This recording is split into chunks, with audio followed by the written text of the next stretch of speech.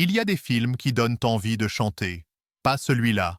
Ténor sur Netflix préfère nous faire fredonner une partition qu'on a entendue 1000 fois, en un peu moins bien, un peu plus lisse.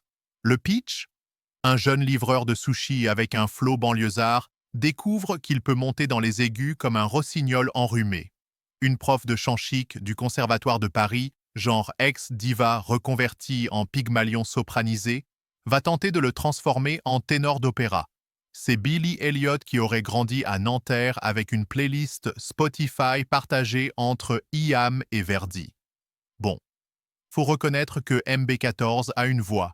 Il pourrait faire pleurer un automate de station-service avec ses vocalises. Mais alors, dès qu'il parle, tout devient monocorde. Comme si les dialogues l'ennuyaient d'avance.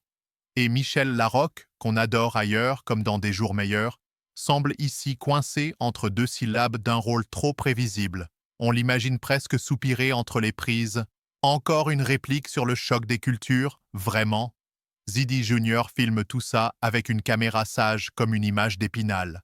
Pas un débordement, pas une audace. On aurait pu rêver de travelling fiévreux à la Coppola ou d'un contrepoint de montage à la Whiplash. Mais non, c'est linéaire, comme un programme d'initiation culturelle subventionné par la DRAC. Et puis, ce choc rap-opéra.